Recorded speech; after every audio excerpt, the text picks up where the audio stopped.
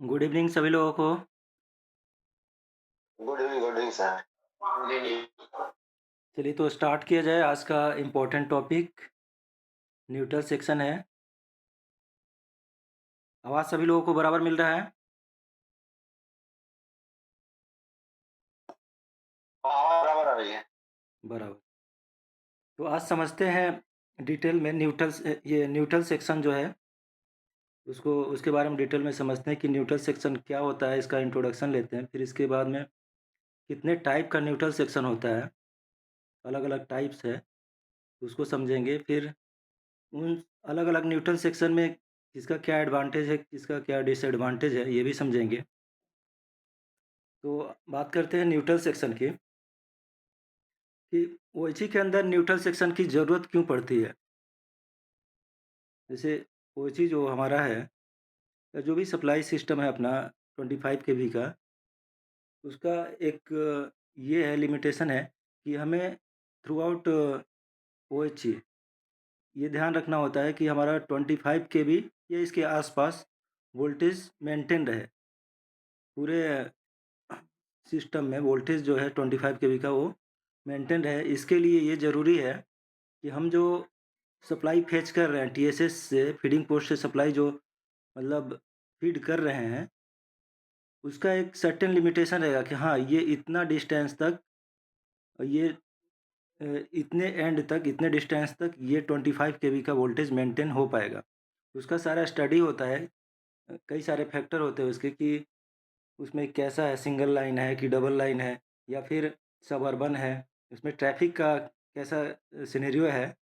उसके हिसाब से हम डिसाइड करते हैं कि हाँ, ये यहाँ टीएसएस है तो अगला टीएसएस कितने डिस्टेंस पे होगा। टीएसएस टू टीएसएस का डिस्टेंस जो है इस बात पर निर्भर करता है कि हमारा ट्रैफिक लोड कितना है। तो ये एक बात हो गई। दूसरा ये है कि हम सप्लाई जो है ये जो लेते हैं, मतलब 25 केवी सप्लाई मेंटेन करने के लिए जो हम स्टेट इलेक्ट्रिसिटी बोर्ड से सप्लाई लेते हैं या अभी ओपन एक्सेस में हम अपना प्राइवेट कंपनियों से या खुद का जो इंस्टॉल्ड पावर सिस्टम है, पावर प्लांट है, वहाँ से सप्लाई जो लेते हैं, उसको मतलब किस तरह से लेते हैं, तो ये समझना है। इससे पहले ये समझ लेते हैं कि जैसे हम पीएसएस यानी फीडिंग पोस्ट से जो सप्लाई एसपी तक, एक बाजू दोनों बाजू एसपी तक जो फीड कर रहे हैं, तो एक टीएसएस हो गया, उसके बाद कई सारे स्विचिंग पोस्ट आएँगे, फिर इसके बाद डेड एंड पे एक तरफ एसपी आएगा। उसी तरह दूसरी तरफ भी कुछ स्विचिंग पोस्ट आएँगे, फिर डेड एंड पे एसपी आएगा। तो एक TSS SP to SP supply feed कर रहा है। तो एसपी टू एसपी इसीलिए हम अरेंजमेंट ये पूरा बना के रखे हैं कि इसका लिमिटेशन हो गया कि हाँ, ये टीएसएस इतना लोड ले सकता है, फिर इसके बाद दूसरे टीएसएस का लोड जाएगा, ऐसे करके पूरा सप्लाई सिस्टम मेंटेन किया जाता है। तो अब बात करते हैं, जैसे सप्लाई हम लेते हैं इलेक्ट्रिसिटी बोर्ड से, तो वो सप्लाई जो है अल्टरनेट फेज करके लेते हैं। जैसे 3 फेज जनरेशन हमेशा होता है, जो भी स्टेट इलेक्ट्रिसिटी बोर्ड जनरेट करती है वो 3 फेज में जनरेट करती है। जैसे आरवाईबी 3 फेज हो गया। तो हम जबकि रेलवे के अंदर क्या है, 2 फेज ही का ही ट्रांसमिशन होता है। मतलब स्टेट इलेक्ट्रिसिटी बोर्ड से जो हमारे सब स्टेशन तक आता है वो 2 फेज आता है। मतलब अल्टरनेट वे में आता है, एक बार आरवाई आएगा, फिर वाईबी आएगा, फिर बीआर आएगा, ऐसे करके अल्टरनेट चलते रहता है। तो अल्टरनेट चलाने का भी कारण ये है कि ये 3 फेज जो सप्लाई है स्टेट इलेक्ट्रिसिटी बोर्ड का, हम सिर्फ 2 ही फेज लेते रहें थ्रू आउट पूरा सिस्टम, तो उसका सब स्टेशन है जो ग्रिड है वो अनबैलेंस होगा। तो इसके लिए पूरे तीनों फेज को यूटिलाइज़ करने के लिए, उसके ती स्टेट इलेक्ट्रिसिटी बोर्ड के तीनों फेज को यूटिलाइज़ करने के लिए आरवाई, वाईबी, बीआर ऐसा करके अल्टरनेट वे में लेते हैं। तो हमारे एक टीएसएस पे मान लीजिए आरवाई फेज आ गया, उसको फिर स्टेप डाउन करके ट्रैक्शन ट्रांसफार्मर से हम 27.5 या 28 केवी बना लिए। फिर इसके बाद फीडिंग पोस्ट पे वो सप्लाई फीडिंग अरेंजमेंट बना के हम एक तरफ एसपी तक फीड कर रहे हैं, दूसरी तरफ भी एसपी तक फीड कर रहे हैं।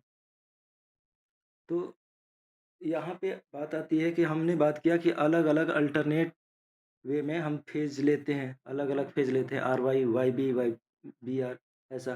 तो एक टीएसएस का सप्लाई एसपी तक गया, फिर दूसरे टीएसएस का सप्लाई उस एसपी तक दूसरे बाजू से आएगा, तो वहाँ पे फ़ेज़ डिफ़रेंस हो जाता है एसपी के पास। फ़ेज़ डिफ़रेंस जब भी होता है वो एसपी के पास होता है इन जनरल। तो वो एसपी के एक बाजू दूसरे टाइप का फ़ेज़ रहेगा और एसपी के दूसरे बाजू अलग रहेगा फ़ेज़। तो हम वहाँ पे एक अरेंजमेंट देंगे, जो अरेंजमेंट कहलाता है न्यूट्रल सेक्शन। फिर वहाँ लिमिटेशन हो गया, हमारा डेड एंड हो गया, वहाँ तक ही हमारा 25 केवी मेंटेन हो पा रहा था। वहाँ के बाद हमको दूसरा सब स्टेशन का सप्लाई लाना पड़ेगा। एसपी की बात कर रहे हैं आप। तो एसपी तक एक सब स्टेशन का सप्लाई गया, फिर एसपी के दूसरे बाजू दूसरे सब स्टेशन का सप्लाई आ गया। तो वहाँ पे अलग-अलग फ़ेज़ का सप्लाई है, तो हमें दोनों फ़ेज़ को इलेक्ट्रिकली आइसोलेट करके रखना पड़ेगा। नहीं रखेंगे तो दोनों अलग-अलग फ़ेज़ का है, फ़ेज़ डिफ़रेंस होगा, तो वहाँ रॉन्ग फ़ेज़ कपलिंग की वजह से रिले वगैरह लगा रहता है कि 2 अलग-अलग फ़ेज़ अगर किसी भी कारणवश कनेक्ट हो जाए, तो रॉन्ग फ़ेज़ कपलिंग आएगा। तो इसको अवॉइड करने के लिए अलग-अलग उसको रखते हैं। अलग-अलग रखने का ही जो मैकेनिज़्म है, उसी को हम न्यूट्रल सेक्शन बोलते हैं। तो इनिशियली स्टार्टिंग में रेलवे के अंदर जो न्यूट्रल सेक्शन बनाया जाता था, उसको कन्वेंशनल टाइप न्यूट्रल सेक्शन बोलते थे या ओवरलैप टाइप न्यूट्रल सेक्शन बोलते थे उसी को। वो न्यूट्रल सेक्शन जो होता था, वो ओएचई में जो स्पैन है अलग-अलग आईओएल टाइप का जो होता है, आईओएल जो बनाते हैं इंसुलेटेड ओवरलैप, उसी टाइप का अरेंजमेंट होता है। उस अरेंजमेंट को इस्तेमाल करके हम वो न्यूट्रल सेक्शन बनाते थे। उसमें एक्चुअल में इफ़ेक्टिवली 5 स्पैन से को मिला के बनाया जाता है, जिसका सेंट्रल स्पैन जो होता है, वो 49.5 का होता है और उसके दोनों बाजू का स्पैन जो होता है 36 का होता है और उसके बाद जो 2 स्पैन होता है, वो 49.5 या ऐसा करके 2-3 मतलब डेटा है, मतलब उस हिसाब से बनाया जाता है। लेकिन सेंट्रल स्पैन जो है वो फ़िक्स रहता है 49.5 और सेंट्रल स्पैन के बाजू में 2 स्पैन जो रहता है आजू-बाजू, वो 36 मीटर का होता है और जो इफ़ेक्टिव न्यूट्रल ज़ोन आता है इसमें, वो 41 मीटर आता है। 41 मीटर का लॉजिक अपन समझे थे ये कि 3 लोको है और उसके आउटर मोस्ट जो पेंटो है, उसको एक्कोमोडेट करने के लिए 41 मीटर का न्यूट्रल ज़ोन वहाँ पे मतलब डिज़ाइन किया गया है, बनाया जाता है। तो ये हम बात कर लिए कन्वेंशनल टाइप न्यूट्रल सेक्शन की। इसके कुछ मेरिट भी हैं, कुछ डिमेरिट भी हैं। मेरिट ये है कि ये मेंटेनेंस फ्री है और दूसरा मेरिट ये है कि इसमें जो ओएसी बाकी के ओएसी का जो स्पीड पोटेंशियल रहेगा, मतलब जितने स्पीड से लोको या ट्रेन का मूवमेंट रहेगा, उतने ही स्पीड से उस ओवरलैपिंग ज़ोन में भी मूवमेंट रहेगा। लेकिन इसके डिमेरिट ये है कि जो ड्राइविंग टेक्निक है, वहाँ पे वो रोल आ जाता है कि ड्राइविंग टेक्निक अगर अच्छा नहीं रहा लोको पायलट का, तो हो सकता है उसमें स्टक हो जाए। जो लोको है, ये ट्रेन जो है उसमें फँस सकता है क्योंकि उसका लेंथ जो है 41 मीटर का है, तो ये एक लिमिटेशन हो गया। दूसरा लिमिटेशन हम बाद में उसको समझेंगे कि अभी वो नहीं समझ में। दूसरा लिमिटेशन ये कह सकते हैं कि जैसे वो ओवरलैप टाइप है, तो वहाँ पे दोनों बाजू अलग-अलग फेज़ आ रहा है, लेकिन एकदम बिल्कुल इंसुलेटिंग मीडियम नहीं है। तो एक एक टीएसएस का सप्लाई दूसरे टीएसएस की सप्लाई को एक्सटेंड करेंगे वहाँ, तो अलग-अलग फ़ीट ओवरलैप के दोनों बाजू अलग-अलग हो जाएगा फ़ीट। तो वहाँ पे पेंटो लोअर का मेमो देना पड़ेगा, उस चीज़ को हम डिटेल में आगे समझेंगे। तो ये हम बात कर लिए कन्वेंशनल न्यूट्रल सेक्शन की, उसके एडवांटेज और डिसएडवांटेज की। अब बात करते हैं जो न्यू टेक्नोलॉजी आया था, इसको इम्पोर्ट किया गया था इस टेक्नोलॉजी को स्विट्ज़रलैंड से। तो इसमें बात करते हैं पीटीएफई टाइप न्यूट्रल सेक्शन की। तो पीटीएफई टाइप न्यूट्रल सेक्शन मतलब पीटीएफई मतलब होता है पॉलीटेट्राफ्लोरोइथिलीन। पॉलीटेट्राफ्लोरोइथिलीन एक तरह के इंसुलेटिंग मटेरियल होता है, बहुत सारे कंपोज़िशन होते हैं उसके इंसुलेटिंग मटेरियल के, उसको उससे बना होता है, इंसुलेटिंग मटेरियल से। इसमें भी 2 टाइप का होता है, एक फ्लोरोइथिलीन मतलब ऑर्थोफ्लोरी का होता है। एक्चुअल में ऑर्थोफ्लोरी जो है कंपनी का नाम है, स्विट्ज़रलैंड की एक कंपनी है जो ये मैन्युफैक्चर करती है, उसका नाम है ऑर्थोफ्लोरी। तो वहाँ से लिया गया है तो इसका नाम है ऑर्थोफ्लोरी टाइप पीटीएफई। इसका जो लेंथ होता है 9.5 मीटर होता है ओवरऑल लेंथ, और इसका जो इफ़ेक्टिव जो न्यूट्रल ज़ोन बनता है वो 6.6 मीटर का बनता है। तो हम इसकी बात डिटेल में करते हैं कि ये क्या है और इसका एडवांटेज क्या है। तो इसके कई सारे पार्ट होते हैं। इसमें रनर होता है, 2 इंसुलेटिंग रड होता है, मतलब 2 पैरेलल में लगाते हैं। इसके 3 पार्ट में पूरा इंस्टॉलेशन होता है इस पीटीएफई टाइप न्यूट्रल सेक्शन का। इसमें रनर भी होता है, आर्किंग हॉर्न होता है। तो ये हो गया long type PTFE type neutral section, जिसका लेंथ मैंने बताया 9.5 मीटर, और इफ़ेक्टिव न्यूट्रल ज़ोन जो बनता है, जहाँ पे बिल्कुल सप्लाई नहीं रहता है, वो 6.6 मीटर का होता है। और फिर इसका अगला पार्ट जो है वो है short neutral section, short SNS उसको भी बोलते हैं। शॉर्ट न्यूट्रल सेक्शन जो होता है उसकी जो लंबाई होती है 5.163 मीटर होती है ओवरऑल पूरी लंबाई, और उसका डेड ज़ोन जो होता है 4.5 मीटर के आसपास होता है। तो इसको मेनली सबअर्बन सेक्शन जो होता है, जहाँ पे ट्रैफ़िक ज़्यादा है, उस एरिया में इस चीज़ को बनाया जाता है, या हेविली ग्रेडिएंट सेक्शन जो है, उधर शॉर्ट न्यूट्रल सेक्शन लगाया जाता है। क्योंकि इसका लेंथ कम होता है, इसको नेगोशिएट करना ईज़ी होता है, ख़ास करके ग्रेडिएंट जहाँ हो वहाँ, और हेविली ट्रैफ़िक जहाँ सबअर्बन सेक्शन हो उधर। तो ये टाइप्स की बात हो गई, न्यूट्रल सेक्शन की ये टाइप हुए। इसमें यहाँ तक किसी को डाउट हो तो कुछ सवाल कीजिए।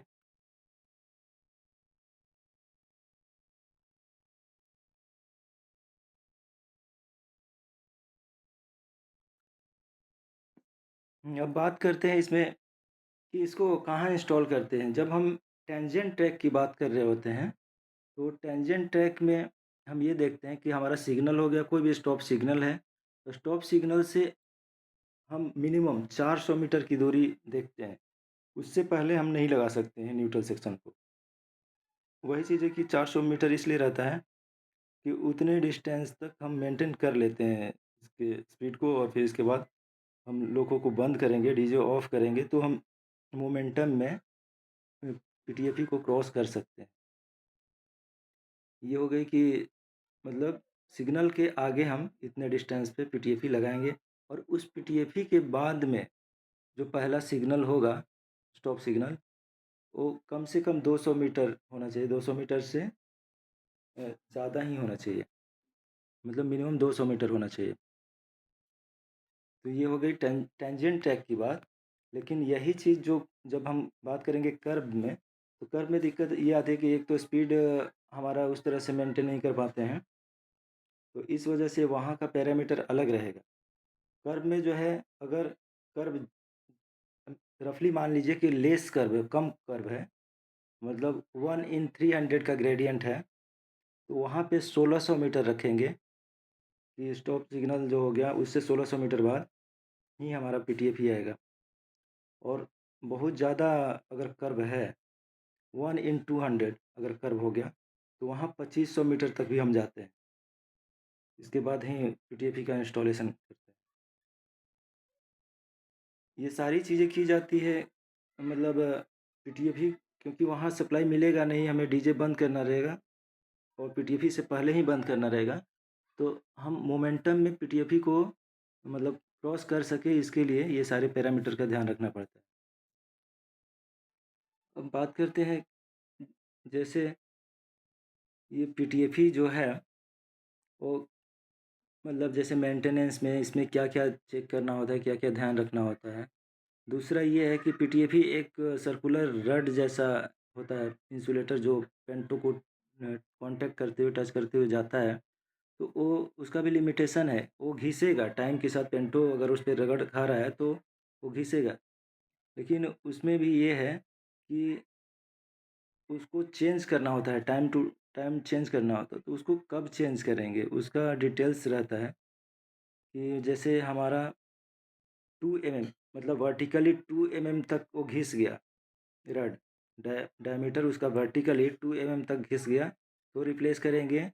या फिर हॉरिजॉन्टली उसका घिसाव 13 एमएम आ रहा है, लेंथ उसका 13 एमएम आ रहा है घिसाव, तो उसको उसका पोजीशन चेंज कर देना है, यानी 72 डिग्री से रोटेट कर देना है। 72 डिग्री इसलिए बनाया गया है, बताया जा रहा है इसमें कि इससे मतलब पीटीएफई को 5 पोजीशन में यूटिलाइज़ कर सकते हैं। मान लीजिए 2 साल 3 साल में ये घिस गया मतलब 13 एमएम ऐसे फ्लैट में, या फिर वर्टिकली 2 एमएम घिस गया, तो उसको एक पोजीशन रोटेट कर देंगे, मतलब 72 डिग्री से रोटेट कर देंगे, तो फिर नया पोजीशन बन जाएगा। इस तरह से ये पेंटागोनल शेप बन के आता है, यानी 5 पोजीशन में इसको इस्तेमाल कर सकते हैं। तो यहाँ से ये क्वेश्चन बन सकता है कि पीटीएफई को मैक्सिमम कितने बार रोटेट कर सकते हैं या कितने पोजीशन में यूज़ कर सकते हैं। तो यहाँ 5 पोजीशन हो गया। जो ये हमारा पीटीएफई टाइप न्यूट्रल सेक्शन होता है, उसमें स्पीड पोटेंशियल हम अप टू 200 केएमपीएच जा सकते हैं, मतलब 200 केएमपीएच तक का भी इसमें अलाउड है, इस तरह से डिज़ाइन है इसका। दूसरा पीटीएफई जो न्यूट्रल सेक्शन हो गया, उसका एक हमने बताया कि 3 पार्ट हो जाता है। दोनों तरफ सप्लाई रहता है, कॉन्टैक्ट वार स्प्लाइसिंग रहता है, बीच में बिल्कुल न्यूट्रल ज़ोन रहता है। तो ये न्यूट्रल ज़ोन भी बताया मैंने कि लॉन्ग जो पीटीएफई है ऑर्थोफ्लोरी टाइप का, उसका 6.6 मीटर हो गया, और जो शॉर्ट न्यूट्रल सेक्शन है उसका उसका न्यूट्रल ज़ोन 4.5 मीटर के आसपास है। तो ये जो बीच वाला पोर्शन रहता है पीटीएफई का, वो जो पोर्शन है आपका टोटली अर्थ रहता है। अर्थ इसलिए रहता है कि किसी भी तरह से अगर मान लीजिए कई बार डीजे ऑफ नहीं होता है, गाड़ी पार हो जाती है, तो वैसी स्थिति में जो फ्लैश क्रिएट होता है उसकी वजह से सेफ्टी मिलती है उसको पीटीएफई को। आर्किंग हॉर्न भी एक तरह से, जहाँ भी आर्किंग हॉर्न लगा रहता है वो सेफ्टी प्रोवाइड करता है, जैसे हाई वोल्टेज सर्ज क्रिएट हो गया या ओवर फ्लैशिंग हो गई, तो उस स्थिति में आर्क को क्विंच करने के लिए आर्किंग हॉर्न लगाया गया रहता है। इंसुलेटर जहाँ भी रहेगा, जैसे ऑटो ट्रांसफार्मर के पास जो 910 इंसुलेटर लगा रहता है, या फिर यहाँ भी पीटीएफई में भी इंसुलेटर ही है, तो वहाँ भी आर्किंग हॉर्न रहता है। तो ये सब जनरल बात हो गई इसकी, और फिर इसके बाद हम आगे बढ़ते हैं। इसमें यहाँ तक किसी को किसी प्रकार का डाउट हो तो क्लियर कर लीजिए।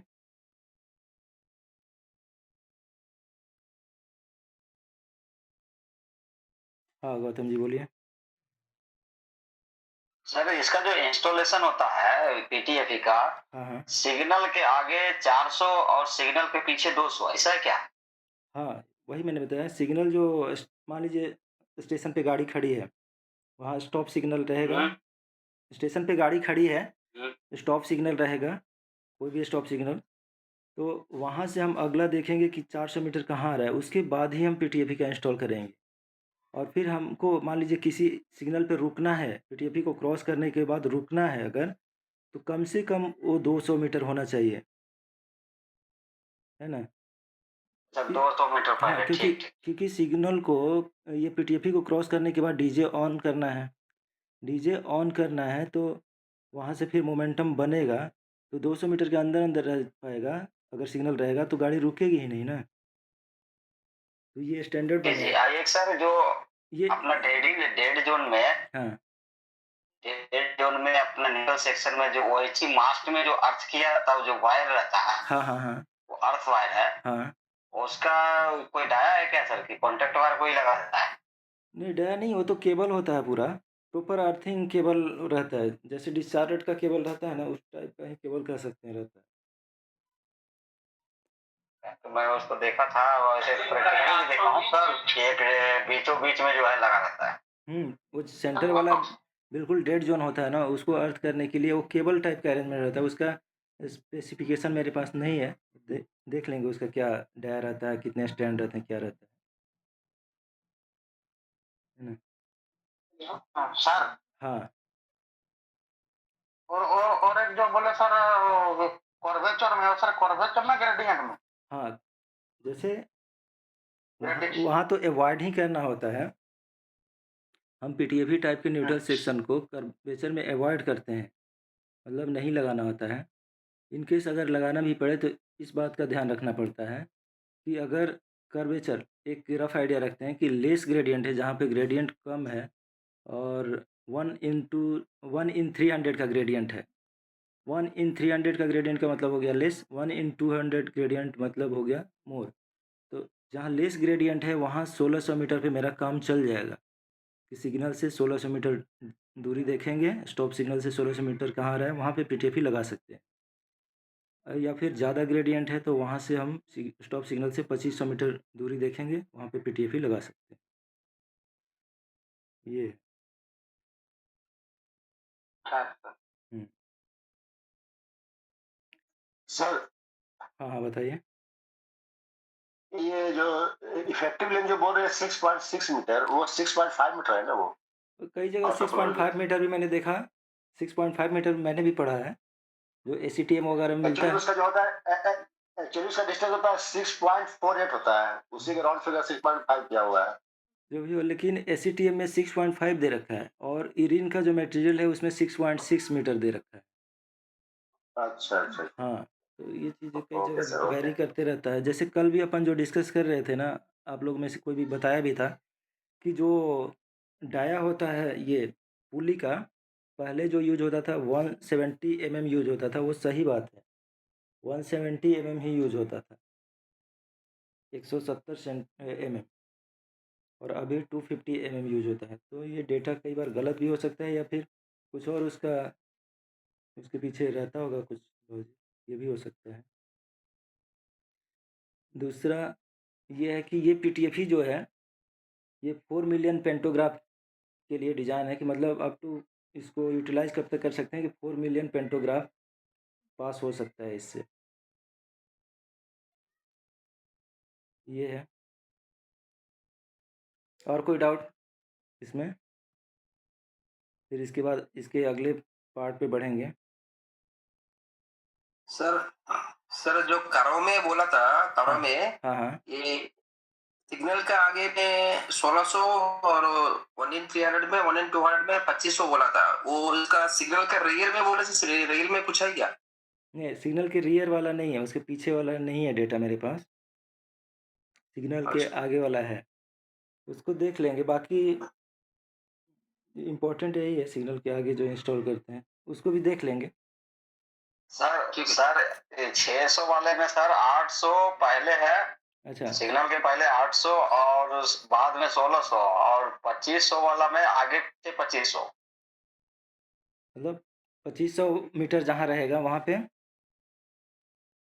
दोनों रहेगा, आगे और पीछे। जैसे वन बराबर। इन 200 से कम का ग्रेडियंट है हाँ, हाँ। तो 2500 दोनों साइड रहेगा। अच्छा। और 1 इन 300 का ग्रेडियंट है तो 800 पहले, स्टॉप सिग्नल से पहले 800 मीटर और बाद में हुँ, 1600 मीटर। बराबर, बराबर।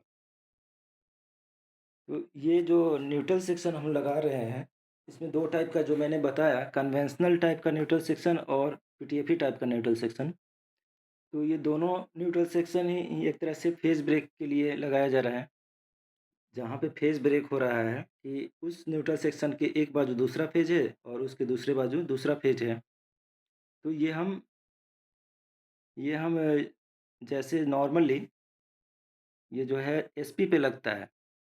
ऐसा फेज़ ब्रेकिंग का जो रिक्वायरमेंट रहता है, वो एसपी पे रहता है क्योंकि एसपी तक हमारा एक टीएसएस का सप्लाई जाता है और फिर एसपी के दूसरे साइड में दूसरे टीएसएस का सप्लाई आता है जो कि अलग फेज़ का रहेगा। तो जबकि किसी पर्टिकुलर सिचुएशन में टीएसएस के सामने भी फेज़ अलग-अलग हो सकता है। वो सिचुएशन होता है जैसे स्कॉट कनेक्टेड ट्रांसफ़ार्मर यूज़ हो रहा है आजकल 2025 केवी में। तो उसमें क्या है टीएसएस के अंदर ही मतलब जो स्कॉट कनेक्टेड ट्रांसफ़ार्मर होता है, वो 3 फ़ेज़ को 2 फ़ेज़ में कन्वर्ट करता है और दोनों अलग-अलग फ़ेज़ हो गया। तो एक फ़ेज़ जो है वो टीएसएस के सामने अगर है, एक फ़ेज़ पीटीएफई के एक बाजू रहेगा और दूसरा फ़ेज़ जो है पीटीएफई के दूसरे बाजू रहेगा। दोनों अलग-अलग फ़ेज़ हो गया। तो ऐसे ऐसे सब स्टेशन जहाँ पे स्कॉट कनेक्टेड ट्रांसफ़ार्मर लगा हुआ है, वहाँ पे टीएसएस के सामने भी पीटीएफई लगा रहेगा और वहाँ अलग-अलग फ़ेज़ रहेगा। जब हालाँकि ये जो बात कर रहा है टीएसएस की, तो हम पीटीएफई जो लगा रहे हैं अभी हर जगह लगा रहे हैं। टीएसएस के सामने भी लगा रहे हैं, मतलब फीडिंग पोस्ट के सामने भी लगा रहे हैं और एसपी पे भी लगा रहे हैं। लेकिन दोनों का पर्पज़ अलग-अलग है। जो एसपी पे लगा रहे हैं वो हमने ऑलरेडी डिस्कस कर लिया कि वहाँ तक लिमिटेशन है उस टीएसएस का, वहीं तक सप्लाई 25 केवी तक मेंटेन कर पाएगा, फिर इसके बाद दूसरा टीएसएस का सप्लाई चालू हो जाएगा। लेकिन हम जो फीडिंग पोस्ट के सामने पीटीएफई लगा रहे हैं, उसका पर्पज़ ये है कि हम अगर फीड एक्सटेंड करना चाहें, इमरजेंसी सिचुएशन में मान लीजिए कोई टीएसएस फेल हो गया या वहाँ मेंटेनेंस के लिए शटडाउन देना है पूरी तरह से, तो वहाँ हम सप्लाई देना चाहते हैं, तो अगर वहाँ पीटीएफई टाइप न्यूट्रल सेक्शन रहेगा, तो फीड एक्सटेंशन करना ईज़ी रहेगा। और अगर वही ओवरलैप टाइप रहेगा, तो ओवरलैप के थ्रू हम फीड एक्सटेंड करेंगे, तो ओवरलैपिंग ज़ोन में अलग-अलग फ़ेज़ रहेगा। या फिर जैसे एक एग्ज़ाम्पल लेते हैं, कोई टीएसएस कितने लोग इधर सबअर्बन से मतलब ये बॉम्बे डिवीज़न से हैं, कुछ लोग हो तो बताइए? आप शैलेंद्र जी। अच्छा शैलेंद्र जी, हालाँकि समझना चाहिए ये हर जगह यही चीज़ है। हम एक एग्ज़ाम्पल लेते हैं, मेरे यहाँ एक घोलवड है, घोलवड टीएसएस है वहाँ पे, तो वहाँ पे क्या है ओवरलैप टाइप न्यूट्रल सेक्शन है। ओवरलैप मतलब ओएचई के अरेंजमेंट से बनाया हुआ ओवरलैप न्यूट्रल सेक्शन। वहाँ पीटीएफई नहीं है, पूरी तरह से इंसुलेटिंग मीडियम का बनाया हुआ न्यूट्रल सेक्शन नहीं है। तो जब भी हमें उस टीएसएस को बाईपास करना होता है, मतलब उस टीएसएस से सप्लाई एक्सटेंड करना होता है, तो उसके मतलब एक तरफ हम सप्लाई एक्सटेंड नहीं कर पाते हैं। जैसे हमको मतलब पालघर का सप्लाई लाना है घोलवड तक और फिर इस तरफ से अतुल का सप्लाई लाना है घोलवड तक, तो ऐसा कर पाते हैं कि अतुल का सप्लाई घोलवड तक लाएँगे और पालघर का सप्लाई घोलवड तक लाएँगे। ये नहीं कर पाते हैं कि अगर अतुल का सप्लाई घोलवड तक लाएँ और फिर पालघर का सप्लाई घोलवड तक लाएँ, दोनों तो ओवरलैप के दोनों बाजू अलग-अलग टीएसएस का सप्लाई हो गया, तो वहाँ पे ओवरलैप में हमें पेन टू लोअर का मेमो देना पड़ेगा। वही अगर वहाँ पे पीटीएफई होता, तो हम एक बाजू से अतुल का सप्लाई ला देते, एक बाजू से पालघर का सप्लाई ला देते। मतलब हाफ़-हाफ़ सप्लाई ला पाते अगर पीटीएफई रहता तो। अगर पीटीएफई नहीं रहेगा, ओवरलैप टाइप का न्यूट्रल सेक्शन रहेगा, तो हम उसको थ्रू आउट सप्लाई हमें ये फ़ीड एक्सटेंड करना पड़ेगा। ये चीज़ समझ में आया किसी को? सर, हाँ, बताइए। फिर से समझाने की कोशिश सर करेंगे। ये दहानू दहानू के ये बांधगांव दहानू के बीच में तो ऑलरेडी इंटरसेक्शन है, घोलवड में तो दिया गया, मतलब वो यहाँ पे पीटीएफई है देखिए मैं बता दहानू के रहा हूँ। साइड में, फिर दहानू के घोलवड हाँ, इस चीज़ को क्लियर कर रहा हूँ थोड़ा। हमारा समझाना ये चाहता हूँ कि जैसे किसी टीएसएस के सामने अगर पीटीएफई टाइप का न्यूट्रल सेक्शन रहेगा तो उसका क्या फ़ायदा है? जैसे पीटीएफई टाइप का न्यूट्रल सेक्शन रहेगा तो हम चाहें तो उस पीटीएफई के एक बाजू दूसरे टीएसएस का सप्लाई ला सकते हैं और उस पीटीएफई के दूसरे बाजू दूसरे टीएसएस का सप्लाई ला सकते हैं, क्योंकि बीच में हमारा जो है पीटीएफई है बिल्कुल इंसुलेटिंग मीडियम है। वहाँ वैसे भी पेंटो स्मूथली पास होता है और वो डेड ज़ोन होता है पूरी तरह से। दोनों ओएचई को टच नहीं करता है ओवरलैप के ओएचई को, क्योंकि वहाँ वो ओएचई नहीं होता है, वहाँ पीटीएफई होता है। ठीक है? हम उस टीएसएस की बात कर रहे हैं जहाँ पे ओवरलैप टाइप है न्यूट्रल सेक्शन। तो ओवरलैप टाइप है तो वहाँ पे ओएचई रहेगा, फिज़िकली ओएचई रहेगा और दोनों ओएचई जहाँ ओवरलैप रहेगा अलग-अलग फ़ेज़ रहेगा। जब अलग-अलग फ़ेज़ कब रहेगा? जब हम दूसरे टीएसएस का सप्लाई लाएँगे। उस टीएसएस के एक तरफ हम दूसरे टीएसएस का सप्लाई ले रहे हैं। फेलियर के केस में मान लीजिए जहाँ पे ओवरलैप है और टीएसएस वो फ़ेल है, तो हम उस ओवरलैप पे उस टीएसएस के सामने एक टीएसएस का सप्लाई ला रहे हैं एक बाजू और दूसरे बाजू दूसरे टीएसएस का सप्लाई ला रहे हैं। तो ओवरलैप में दोनों अलग-अलग फ़ेज़ का सप्लाई हो गया, तो वहाँ पे पेन टू लोअर का हमें मेमो देना पड़ेगा। ठीक है? जबकि वही वहाँ पे पीटीएफई रहता तो ऐसा नहीं करना पड़ता, क्योंकि एक तरफ दूसरा फ़ेज़ है, दूसरी तरफ दूसरा फ़ेज़ है, ये ठीक बात है। लेकिन वहाँ बीच में जो है न्यूट्रल ज़ोन है, तो पेंटो हमारा स्मूथली वहाँ पास होगा, दोनों ओएचई को ब्रिज नहीं कर रहा है। हमारे ख्याल से अभी समझ में आ गया होगा कि दोनों का फ़ायदा क्या है, बेनिफिट क्या है। दूसरी बात तो करें एसटी में तो सर ऐसा ही होता है ना सर? कहाँ पे? एसटी में भी एक साइड दूसरा का रहता है, एक साइड दूसरा का वो नॉर्मली वहाँ रहता है। नॉर्मली वहाँ मतलब हमेशा वो वैसा ही रहता है एसपी पे। लेकिन जो फीडिंग पोस्ट की बात कर रहे हैं, वो इमरजेंसी सिचुएशन में रहता है या मेंटेनेंस पर्पज़ के लिए रहता है, अलग-अलग फ़ेज़। फीडिंग पोस्ट के दोनों बाजू अच्छा, फीडिंग पोस्ट के दोनों बाजू जनरली नॉर्मली एक ही तरह का सप्लाई रहता है। फीडिंग पोस्ट का काम ही है कि सप्लाई अच्छा, बनाना और दोनों तरफ एसपी तक फीड करना। और एसपी पे क्या है, हाँ, एसपी डेड एंड हो गया आपका और डेड एंड पे एक तरफ एक टीएसएस का सप्लाई रहेगा, दूसरी तरफ दूसरे टीएसएस का सप्लाई रहेगा। जबकि फीडिंग पोस्ट पे मेंटेनेंस के पीटी हाँ, हाँ, फीडिंग पोस्ट पे मेंटेनेंस के पर्पज से सर, मेंटेनेंस पर्पज दिया है। हाँ, पीटीए ये बता रहे हैं कि जो टीएसएस है वहाँ पे इमरजेंसी सिचुएशन में जैसे कि फीड एक्सटेंड करना हो पावर ब्लॉक देने के लिए या कोई फेलियर हो गया उस टीएसएस में, तो उस टीएसएस को पूरी तरह से बाईपास करना है, तो वैसी स्थिति में अगर पीटीएफई लगा हुआ है, तो पीटीएफई के एक बाजू दूसरे टीएसएस की सप्लाई ला देंगे बाजू वाले की और दूसरे बाजू दूसरे टीएसएस की सप्लाई ला देंगे। हाफ-हाफ मतलब सप्लाई ला पाते हैं जब पीटीएफई रहेगा तो। और वही पीटीएफई नहीं रहेगा, तो थ्रू आउट सप्लाई एक ही टीएसएस का सप्लाई थ्रू आउट दूसरे एसपी तक ले जाना पड़ेगा, ऐसा हम बोलना चाह रहे हैं। तो ये एक फ़ायदा हो गया पीटीएफई का। दूसरा हम मेंटेनेंस पर्पज़ में सेक्शनिंग के हिसाब से हो गया कि हम टीएसएस से ये ले पाते हैं, ब्लॉक ले पाते हैं। मतलब पीटीएफई से इस तरफ एसएसपी तक ब्लॉक ले पाते हैं, छोटा से छोटा सेक्शन हो जाता है। हाँ, शैलेंद्र जी आपका कुछ क्वेश्चन था, जैसे वानगाँव में वो पीटीएफई है। हाँ, हाँ, वानगाँव में है। जस्ट दहानू के पास में है, पीटीएफई है। धानु और वानगा और दहानू को धानु हाँ, दहानू बांग्लादेश बीच, लेकिन दहानू जस्ट पास ही में पड़ता है, हाँ, धानु दहानू के से 2 किलोमीटर होगा लगभग। हाँ, 118 किलोमीटर में है, धानु के पास में ही है हाँ, और हाँ, हाँ, 118 में और 122-23 में आपका ये ये है, दहानू है। धानु है। हाँ, तो वहाँ पे जो है पालघर इसको ऐसे और क्लियर कट समझ लीजिए कि पालघर का जो सप्लाई है एक तरफ बिरार जा रहा है, बिरार में एसपी है और पालघर का सप्लाई दूसरे ओके, दूसरे बाजू वानगाँव में आ रहा है।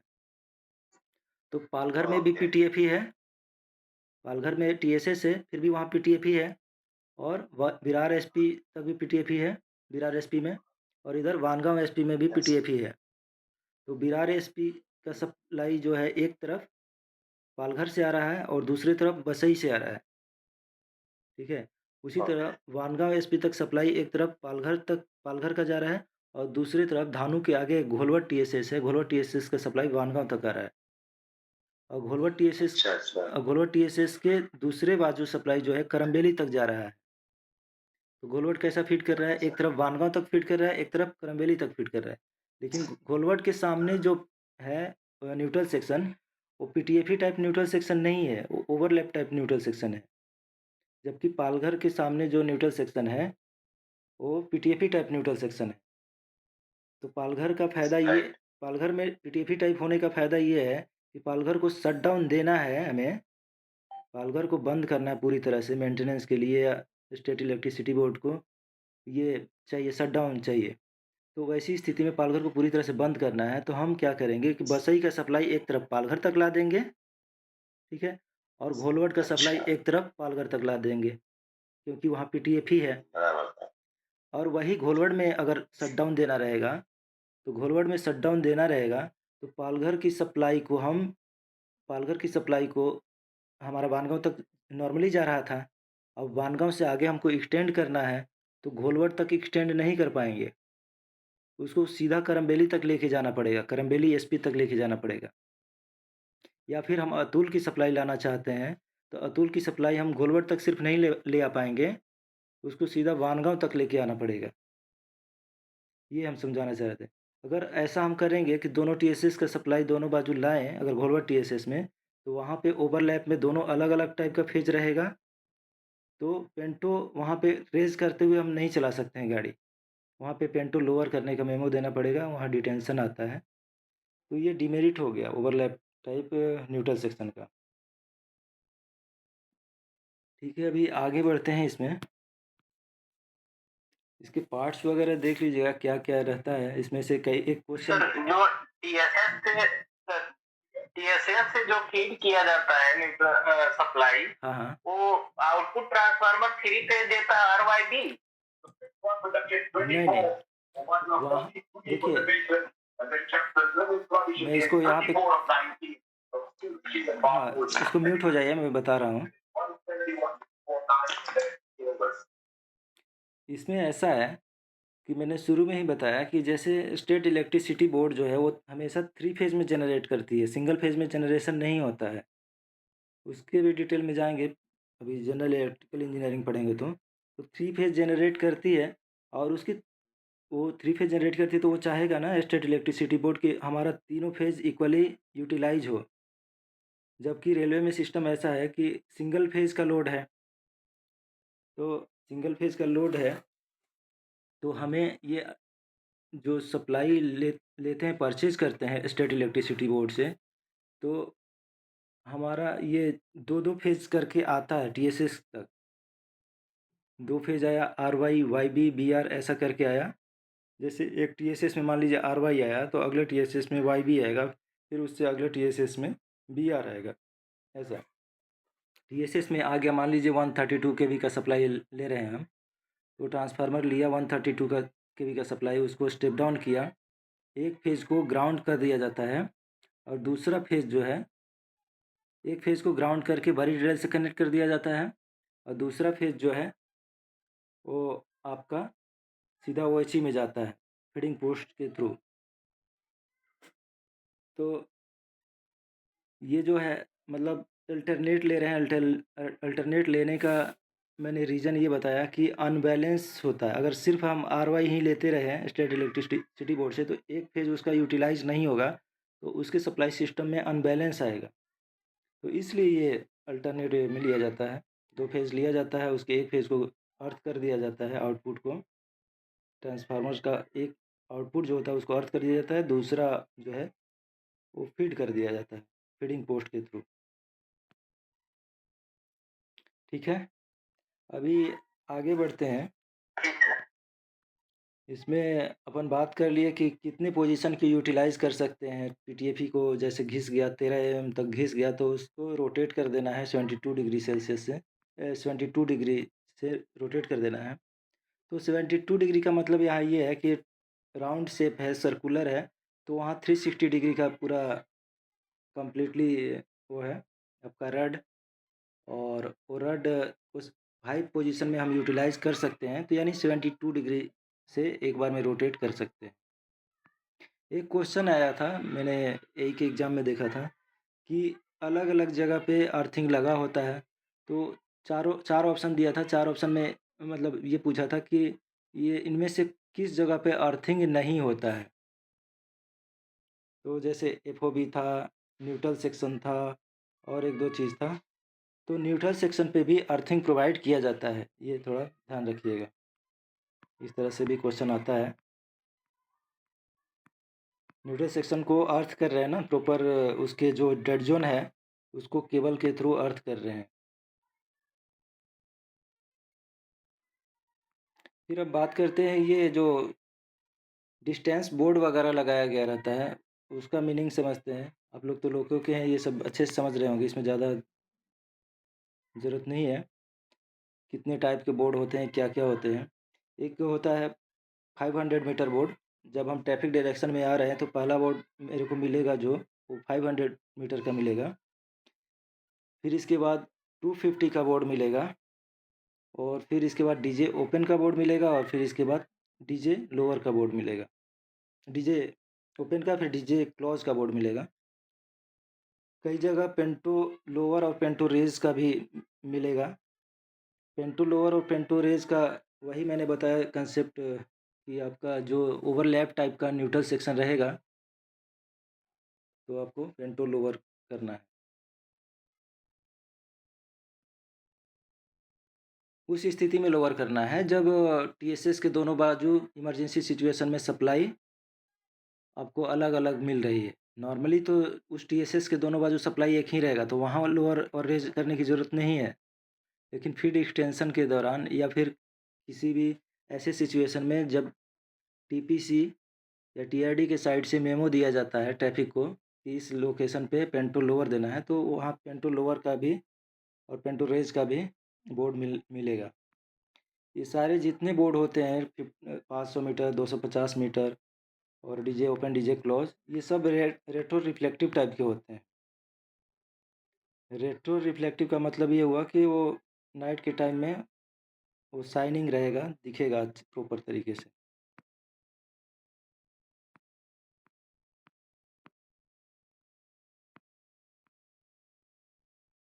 अभी और इसके मेंटेनेंस में जाएँगे। मेंटेनेंस में हम जो ये चेक करते हैं कि ये बात हो गई कि कहीं फ्लैश मार्क तो नहीं है। इसका मेंटेनेंस शेड्यूल बनाया गया है, पहले तो मंथली ही चेकिंग होती थी, अभी 3 मंथली कर दिया गया है।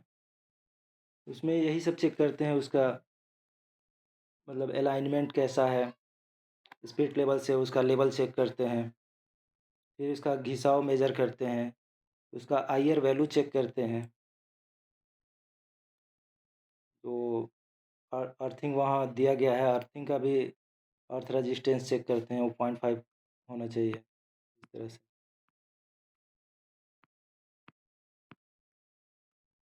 सर हाँ, बताइए।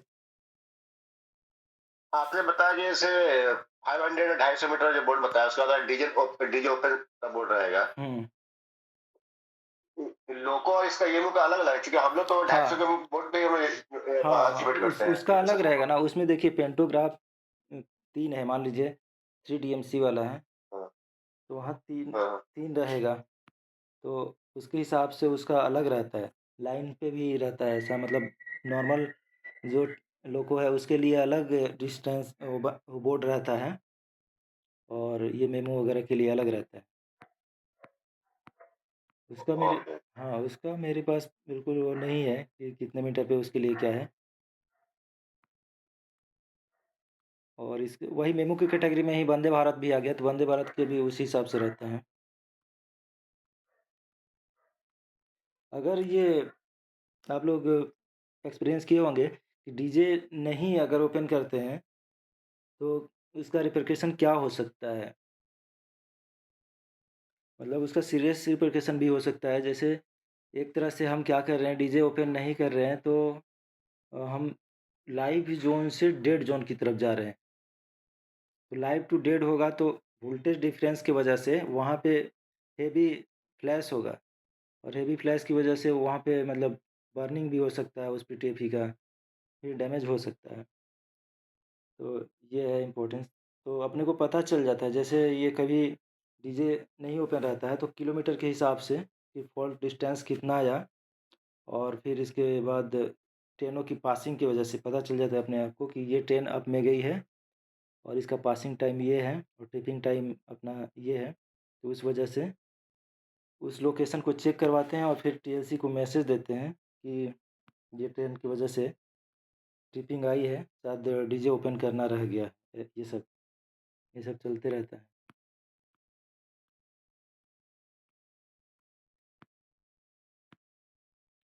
तो हमारे ख्याल से यही है, इसमें क्वेश्चन आंसर पे आते हैं इसका। और कोई क्वेश्चन हो आपका पीटीएफई से रिलेटेड तो? हाँ, गौतम जी बोलिए। सर इसमें जो अपना डेड जोन में अर्थ लगाया है, अगर हम डीजे ट्रिप नहीं करें तो अर्थ होकर के डीजे ट्रिप करा देगा सर। वो तो आपका डीजे ट्रिप नहीं होगा। वो जैसे ही आप उसमें गए ना मतलब आप जब लाइव ज़ोन में रह रहे होते हैं, उसी समय ओपन कर देते हैं डीजे नॉर्मली।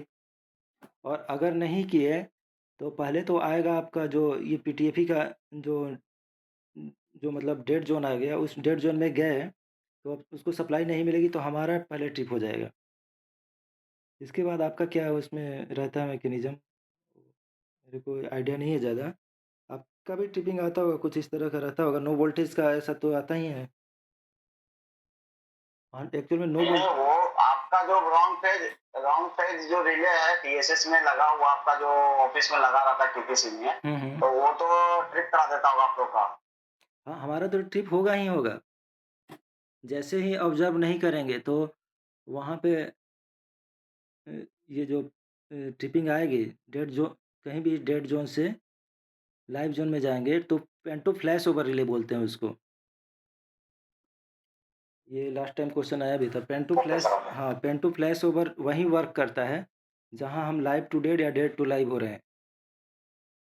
तो पेंटो फ्लैश ओवर ऑपरेट होके ओएचई की सुरक्षा करता है, मतलब क्योंकि हमें डेड ज़ोन में अगर वो रहेगा तो हेवी और टिप नहीं हुआ मेरा सीबी, तो वो कंटिन्यू फ्लैशिंग हो जाएगा बहुत ज़्यादा, और उस फ्लैशिंग की वजह से ज़्यादा देर तक हो गया तो टूट-फूट हो सकता है, डैमेज हो सकता है। तो इसलिए पेंटो फ्लैश ओवर रिले ऑपरेट हो जाता है वहाँ पे। और सर हाँ, हम लोगों ने सर ये प्रैक्टिकली देखा हुआ है कि जब मुंबई में पहले डीसी ट्रैक्शन था 2010-12 तक, तो उस समय जब एसी कन्वर्जन हुआ था तो कुछ एरिया में वहाँ पे एसी डीसी का लगा हुआ था ये न्यूट्रल सेक्शन, तो वहाँ पे गलती से मतलब कि नहीं कोई ओपन किया तो वहाँ पे धमाका होता था, लेकिन जब पूरा एसी कन्वर्जन हो गया तो उस समय हमारे यहाँ ऑटोमेटिक लगा हुआ था, ये मैग्नेट लगा हुआ था कि आप हाँ, हाँ, बटन को दबा चाहे ना दबाए और रीड कर लेगा। हाँ, लेकिन बहुत टाइम ऐसा हुआ कि मतलब कि लोग नहीं दबाते थे, तो कुछ कभी ऐसा था कि मतलब जो मैग्नेट काम नहीं कर रहा है, बहुत बार ऐसा हुआ कि बिना दबाए में चल, लेकिन कभी कभी वो तो होता था कि हैवी फ्लैशिंग होता था तो कंप्लेन आने लगी, तो उसका कंपल्सरी कर दिया भाई आपका ऑटोमेटिक काम कर रहा चाहे नहीं कर रहा हो, आपको बटन दबाना है। बिल्कुल। वो तो देखिए हम लोग 2 साल तक करीब ऐसे ही वर्क करते रहे, मतलब कोई देखिए दबाया चाहे नहीं दबा ले, कुछ होता नहीं था मतलब। देखिए लेकिन हम कभी कभार ऐसा होता था कि कभी देखिए ये 2 अल्टरनेटिव दिया गया, मतलब एक तरह से वो मैग्नेट जो है वो अल्टरनेटिव है ना? और आपका जो प्रैक्टिस है वो मेन है, प्राइमरी वही है। तो हर जगह तो वही रहेगा, कहीं मैग्नेट लगा हुआ है, सबअर्बन में मैग्नेट मिलेगा क्योंकि वहाँ ये इस तरह का मतलब मूवमेंट ज़्यादा है, सारी चीज़ें हैं, पास-पास में ये मिलेगा पीटीएफई, ये सब चीज़ें। इसकी वजह से वहाँ उस तरह का इंस्टॉलेशन किया गया, प्रोविज़न दिया गया है मैग्नेट का, कि वो सेंस कर लेगा कि हाँ, ये लोको है और फिर इसके बाद उसके डीजे को ओपन करवा देगा। पूरा वो टेक्निक अलग है, और वो पीटीएफई के पहले लगाया गया रहता है, ट्रैफिक डायरेक्शन में पहले। लेकिन आपका डीजे ओपन भी करना है, वो वर्क करे या ना करे लेकिन आपको डीजे ओपन करना है, ये है। और कुछ क्वेश्चन?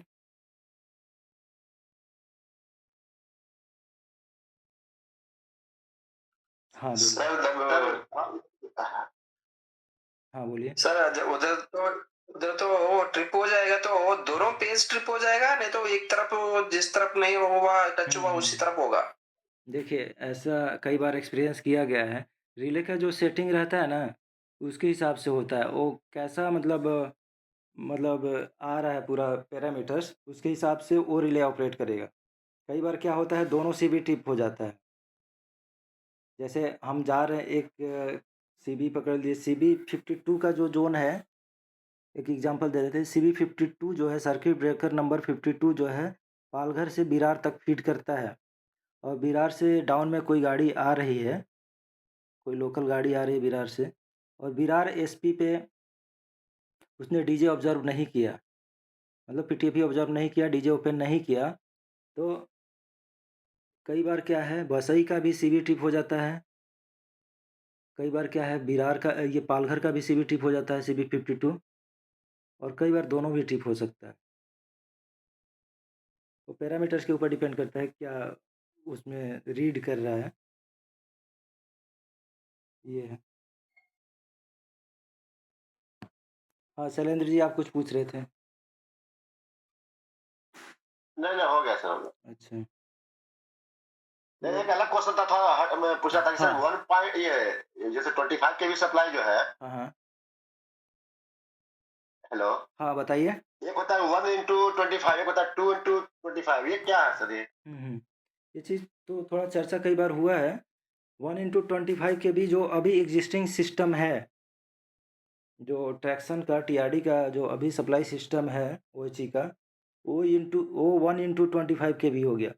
और 2x25 के भी जो नए कंस्ट्रक्शन हो रहे हैं, ख़ास करके डीएफसीसी के लिए हो गया या अभी अपना जो बॉम्बे से दिल्ली तक पूरा ये ट्रैक का अपग्रेडेशन हो रहा है 160 के हिसाब से, मतलब पूरा ओएचई और ट्रैक दोनों का।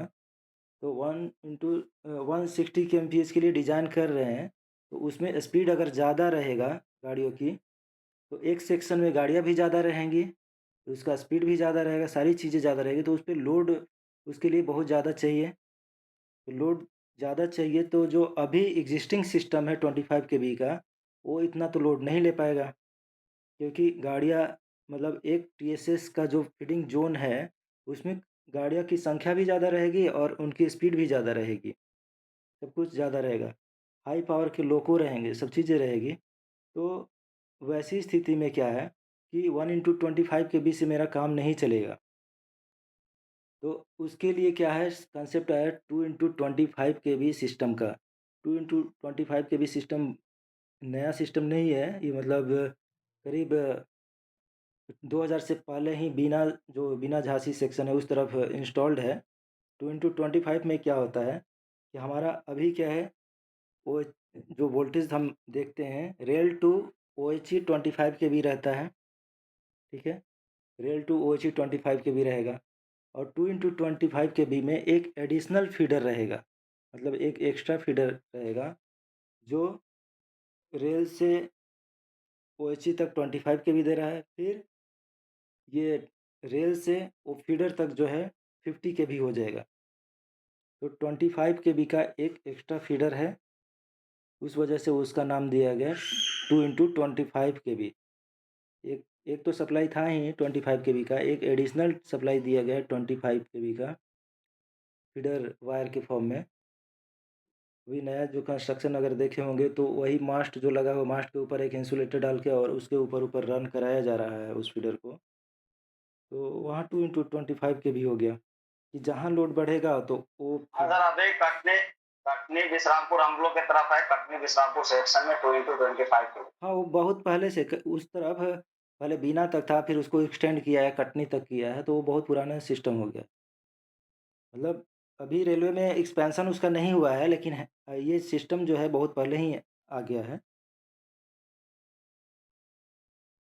तो ये है। सिलेबस में है सर, सिलेबस में है हम लोग का 2x25। कौन से डिवीज़न में? अच्छा, हाँ, सिलेबस में तो है। सिलेबस में सर, सिलेबस में तो 2x25 के भी है।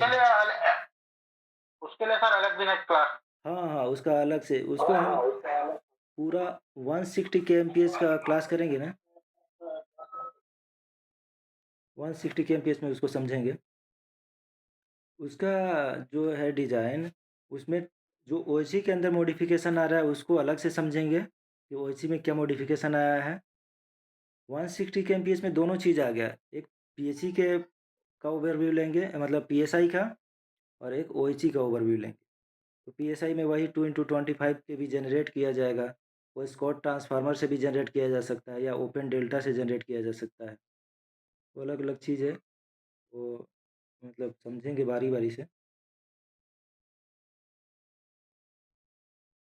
बहुत सारे पैरामीटर्स हैं, इसमें बीच-बीच में करके एक-एक 2 चीज़ें तो आ ही जाता है। जैसे कल अपन बताए थे कि ड्रॉपिंग शेड्यूल जो है मतलब जो ओएचई का जो ग्रेडिएंट देते हैं 160 केएमपीएच में 2 एमएम का ग्रेडिएंट देते हैं, जबकि नॉर्मल हमारा 3 एमएम पर मीटर होता है।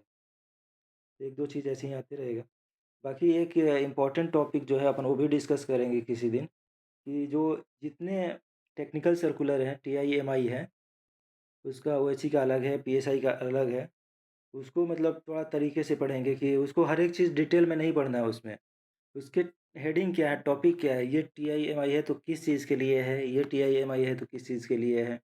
जैसे लास्ट टाइम टीआईएमआई 28 पूछा था, तो 28 जो है ओवरलैप ये टर्नआउट और क्रॉसओवर के लिए है। मतलब टर्नआउट क्रॉसओवर को किस तरह से मेंटेन करना है, उसके गाइडलाइन दिए हुए हैं उसमें, तो उससे रिलेटेड है। तो हमें पूरा डिटेल में नहीं जाना है उसके टीआईएमआई को, खाली उसके टॉपिक भर भी याद कर लेंगे तो भी हम क्वेश्चन सॉल्व कर पाएंगे एग्जाम में। एक क्वेश्चन 2 क्वेश्चन आता है, एक क्वेश्चन तो एटलीस्ट आता ही है टीआईएमआई से। आप समझ रहे हैं ना? TIMI जो है पूरा लिस्टिंग है, मतलब मेरे पास भी वो लिस्ट है, मैं भेज दूँगा। तो इकट्ठा एक साथ है इस बिल्कुल बिल्कुल सर। हाँ, वो एक साथ है, मतलब उसमें ये है कि ये TIMI है तो इस काम के लिए है, ये लाइटनिंग अरेस्टर के लिए है, तो ये ATD के लिए है, ये SCADA में स्पीड अपग्रेडेशन के लिए है, इस तरह से।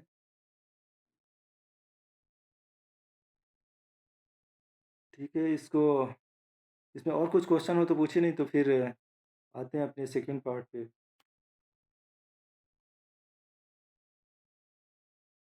सेकंड पार्ट मीन्स अपना जो जनरल क्वेश्चन आंसर सेशन होगा वो थोड़ा कर लेते हैं। आज निरंजन जी क्वेश्चन पूछेंगे। ये पहली बार जुड़ रहे हैं क्या?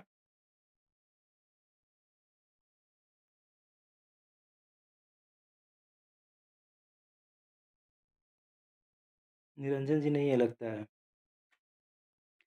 अनिकेत जी के पास क्वेश्चन है?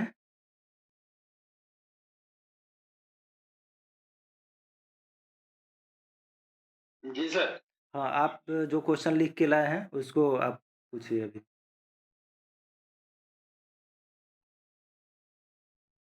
ठीक है सर। हुँ।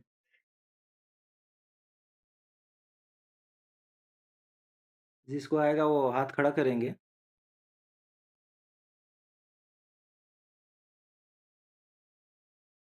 पूछ रहा हूँ सर। हुँ।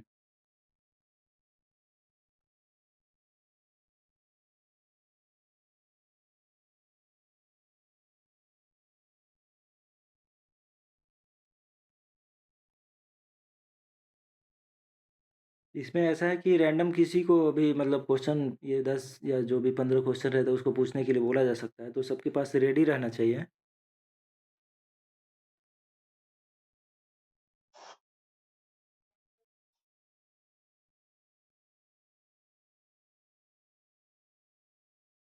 बहुत हमारा आवाज कट रहा है सर, रुपेश सर। अच्छा, आवाज़ कट रहा है? अभी आवाज़ मिल रहा है? कभी कभी तक एसएसपी ट्रिप कर जा रहा है आपका उधर। अच्छा, अभी कैसा है?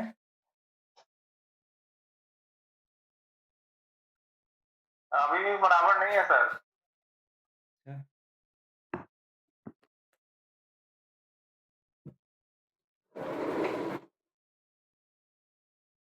अभी आवाज़ मिल रहा है?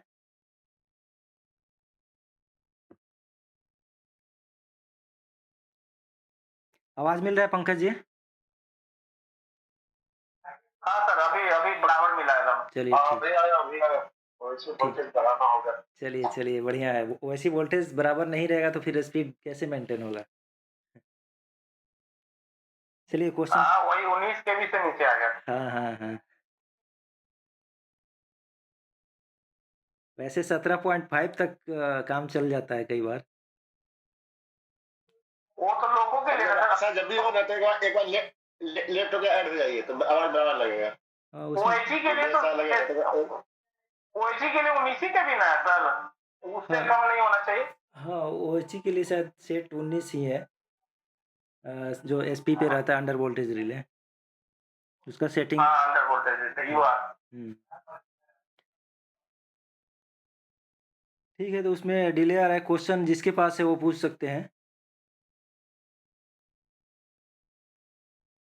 राम बाबू पूछिए, राम बाबू। हुँ। राजू जी को पूछने दीजिए ना। थोड़ा सा हम लोगों के पुराने हाँ, भाई हैं, पूछिए राजू जी आप। हाँ, राजू जी आज टेक्निकल पर पूछिए। हाँ, सब जगह से इलेक्ट्रिक, जनरल और नॉर्मल लोको सब। हाँ।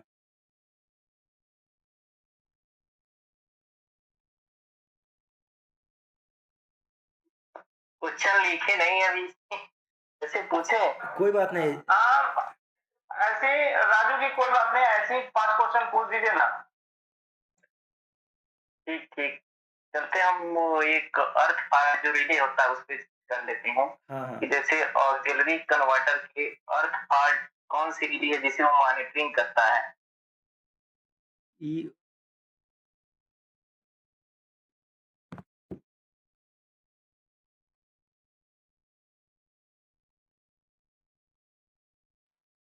आंसर होता है 89.2 है, जो 3 फेज लोको में गैलीलियो कन्वर्टर 1 2 3 में होते हैं, उनमें तभी जब अर्थ पलट होता है तो 89.2 एक रिले है, उसके द्वारा मॉनिटरिंग होता है।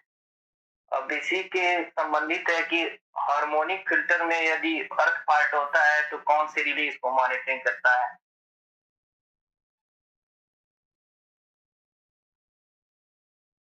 89.6 है क्या राजीव जी?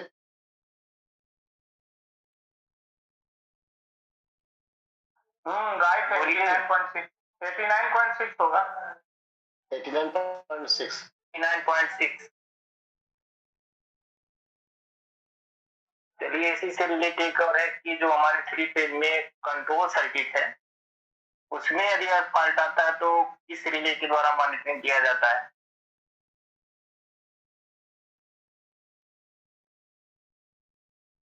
बोलिए सर, बोलिए। क्यूओपी है ना इसका? नहीं सर, ये तो आपका कन्वेंशनल लोको है। अच्छा, 3 3 फेज फेज। लोको की कंट्रोल सर्किट में अच्छा। हाँ, कन्वेंशनल की बात है। 89.7 है। अच्छा, बराबर। राइट, 89.7। अब एक रिले और बचा है कि जो हमारा 3 फेज लोको में सिंगल फेज 415 वोल्ट से जो गलरियां चलती है, जैसे MRB1 MRB2 and fan heater चलते हैं, उस सर्किट में यदि अर्थ फॉल्ट आता है तो उस रिले का क्या नाम है? वो कौन मॉनिटरिंग करता है अर्थ फॉल्ट को?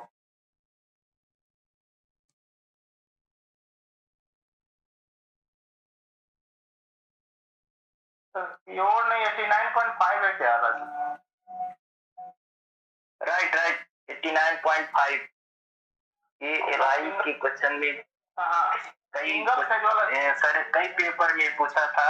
इससे रिलेटेड जैसे हार्मोनिक फिल्टर और अपना गैलरी कन्वर्टर और कंट्रोल सर्किट, और एक हो गया आपका सिंगल फेज 415 वोल्ट का जो सर्किट है, तो ये सभी रिले है। ये 9.5 आपका होगा सिंगल फेज 415 वोल्ट के लिए, और गैलरी कन्वर्टर के लिए था 89.2, हार्मोनिक फिल्टर के लिए था 89.6, और जो हमारे कंट्रोल सर्किट का था वो 89.7। इसको याद करने का कोई टेक्निक हो तो बताइए। राइट। ये टफ है थोड़ा है, ये रिले इतना सारा याद करना। ग्रुप में छोड़िए सर, अगर उसको ग्रुप में नहीं दिया जाता, या आप एक बार ऐसे नॉर्मली ऐसे चर्चा करने से नहीं, हो जाएगा। जैसे ये रिले है जो मॉनिटरिंग करते हैं 89। सर देखिए, अरे बड़े मुश्किल से मैंने SB1 और SB2 में जो भी MCB लगा हुआ है, मैंने बड़े मुश्किल से एक यूट्यूब पे टेक्निक बताया उन्होंने कि उससे मैंने याद किया पूरा रिले कि सारे SB1 SB2 वाले कैसे याद करेंगे, तो पूरा एक पता। अरे रिले और एमसीबी हाँ, एमसीबी MCB उसके। हाँ सर, वो तो आसान याद कर। हाँ, उसके बाद है। बाकी SB1 SB2 में जैसे जिनके डिपार्टमेंट में नहीं रहता थोड़ा वो टफ लगता है। हाँ, SB1 SB2 वाले अभी भी बहुत टफ लगते हैं। उसमें से जो सिलेक्टिव है वही याद जी किए हुए हैं थोड़ा बहुत। ये राजीव जी, जी आपने एक बार बताया था जैसे कि हार्मोनिक फिल्टर जब जैसे आइसोलेट करना रहता है, मतलब होता है ना कि हमको नॉर्मल गाड़ी चलाना हो, मतलब 40 के पे चला के हमको गाड़ी नॉर्मल चला रहा है, तो उसमें SR1 का आइसोलेट करता है या SR2 का आइसोलेट करता है इसमें? SR1 को करेंगे उसमें। SR1 SR1 से उसका कनेक्शन रहता है, जैसे मॉनिटरिंग SR1 को करते हैं। SR1 में ही उसका कनेक्शन पूरा दिया हुआ है। उसमें हाँ, SR1 से दिया गया है। SR1। हाँ, उस बोगी को आइसोलेट कर देंगे तो पूरी तरह से और बाईपास हो जाएगा, लेकिन स्पीड वही 40 kmph से हो जाएगी। नहीं, एक्चुअली क्या हुआ कि एग्जाम के पहले डांगी साहब क्लास में इन्होंने बताया था, तो मेरे दिमाग में बैठा हुआ था कि SR2 होता है, और हमारा एग्जाम में चॉइस SR2 था ही नहीं, SR1 था, उसमें नवोदिक भी था, तो मैं डाउट हो गया, कंफ्यूज हो गया कि नवोदिक मार दूं क्या करूं, तो मैं जाएंगे मैं SR1 ही मारता हूँ, क्योंकि राजू ने एक बार बताया था। तो मैंने SR1 ही मार दिया। SR1 सही होगा। सर मैं क्वेश्चन पूछ रहा हूँ सर, टेक्निकल का। हाँ। राजू जी, SR1 से तो होता है, लेकिन सर बोलता है कि SR2 भी कर देने से हो जाता है क्या? कोई भी एक आइसोलेट कर देने से नॉर्मल स्पीड पिकअप कर सकते हैं। नहीं 21 होता है, SR1 से ही होता है। लेकिन बुक में ऐसा लिखा नहीं है, SR1 को करना पड़ता है। By isolating one traction converter लिखा है, 1 2 कुछ नहीं लिखा है।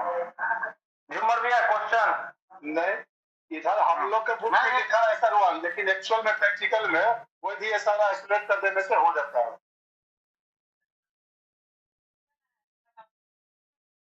अच्छा, कन्वेंशनल लोगों का एक क्वेश्चन पूछ रहा हूँ। Rating of CCDJ fuse in microprocessor version 3 loco.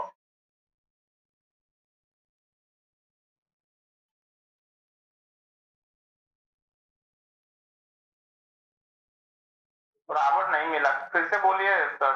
Repeat करिए सर, रिपीट करिए। Rating of CCDJ fuse in microprocessor version 3 लोको।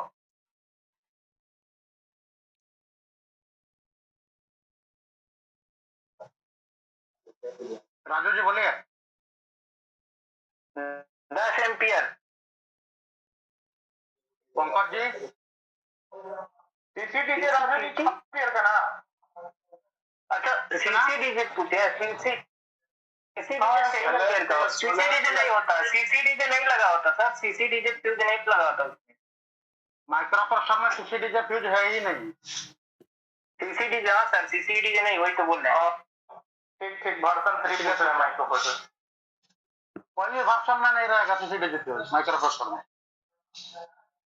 बता दिए ना। नहीं, हमको सुना दिया CCPT। CCPT रहता है माइक्रोप्रोसेसर में 10 एम्पियर का और अदर में 16 एम्पियर का।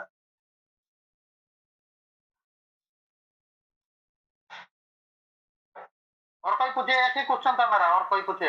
अच्छा, ये एक क्वेश्चन, एक दो क्वेश्चन है, मैं उसको कर लेता हूँ। आज जो ग्रुप में डाले थे OHE का मिनिमम हाइट, हाँ, वो क्या 4.92 नहीं होगा क्या? 4.80 तक भी है। 4.92 जो मैंने बताया था वो तो है ही। बहुत कई जगह मैंने 4.80 भी देखा है। 4.69 क्वेश्चन आता है तो क्या लिखेंगे sir? Minimum height 4.69 minimum height है ना सर।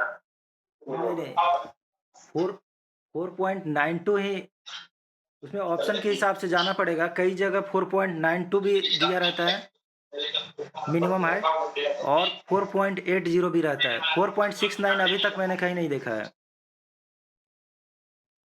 4.69 पढ़ा है sir, 4.69 minimum. B class ODC pass करने के लिए शायद मिनिमम 4.92 होना जरूरी है।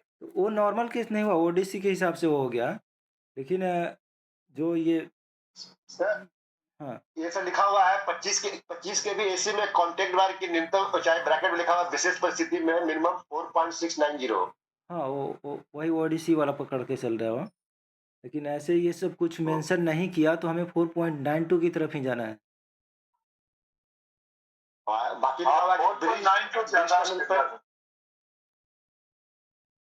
दूसरा लिखा हुआ है कि ब्रिज टनल पर कांटेक्ट वायर की न्यूनतम ऊंचाई ऑब्लिक के सी क्लास ओडीसी को ब्रिज टनल के नीचे परमिट करने के लिए मिनिमम 4.8 ऑब्लिक 4.92 ये दोनों लिखा हुआ है। वो विशेष परिस्थिति वाला ही हो गया। लेकिन नॉर्मल ये पूछ रहा है तो 4.92 तक चल सकता है एफओबी में, जहाँ क्लियरेंस वगैरह नहीं बन रहा है उसके उस स्थिति में। चलिए, दूसरा एक जनरल सी बात है। एक ड्रम जो होता है कैटनरी वायर का, उसमें लेंथ कितना होता है कैटनरी वायर का?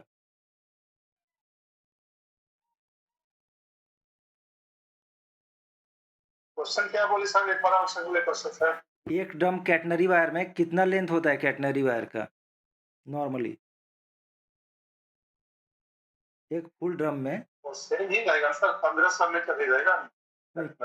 कैटनरी वायर डबल होता है, मतलब कॉन्टेक्ट वायर के। तो कॉन्टेक्ट वायर 1500 मीटर रहता है, कैटनरी वायर 3000 मीटर रहता है।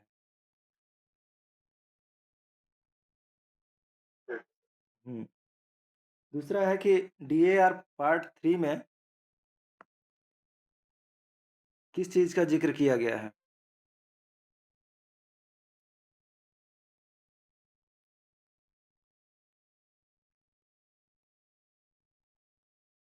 DAR पार्ट 3 अपन स्टार्टिंग में पढ़ते हैं कि DAR के अंदर SF को का कंसेप्ट क्लियर किया अपन।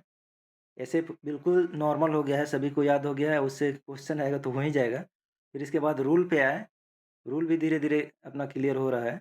और फिर अभी DAR पार्ट से भी क्वेश्चन आ रहा है। तो DAR पार्ट 3 जो है वो पेनाल्टी एंड डिसिप्लिनरी अथॉरिटी से रिलेटेड है।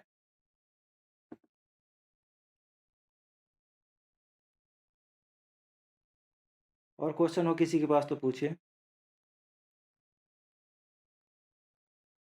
आज टेक्निकल कोई नहीं बनाया क्या?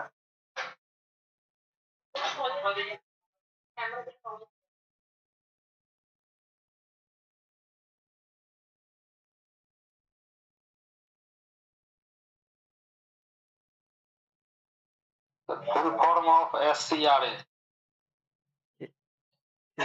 Special special class class railway apprentice. रेलवे अप्रेंटिस होता है। क्या बोले sir? Special class railway apprentice होता है। जी सर। रेलवे का हेडक्वार्टर कहाँ है सर? रेलवे नई headquarter Delhi. New Delhi. New Delhi Rail Bhavan. Full form of PNR। Passenger name record. Sir GK नहीं पड़ेगा ना सर इसमें? ना ये भी डाल सकते हैं। इसमें नहीं आएगा, लेकिन अपन तो पैसेंजर नेम रिकॉर्ड। LDC के PNR passenger name record. LDC के हिसाब से भी पढ़ रहे हैं अपन। सर आप तो इस बार हो जाएंगे आपका, और 30% के लिए क्या प्रिपेयर हो गए? क्या? इस बार तो सर हो जाएगा आपका, और 30% के लिए क्या चाहिए? अरे आपके मुंह में घी शक्कर। एक बार में पार करना है। हाँ, सर ये रेलवे ऐसा ही हो। ये रेलवे रेट ट्रिब्यूनल कहाँ है? RRT। रेलवे रेट ट्रिब्यूनल जो है चेन्नई में है, साउथ में चेन्नई में। इसके चेन्नई में कैट के बेंच कितने हैं टोटल अभी? जितना उच्च न्यायालय रहेगा उतना ही रहेगा, 22 तो। नहीं नहीं नहीं, कैट का एक नया बेंच भी खुला है, अपन साथ डिस्कस किए थे। कैट का नया बेंच जो खुला है वो जम्मू में खुला है, एक्चुअल में श्रीनगर में। और टोटल बेंच 19 है।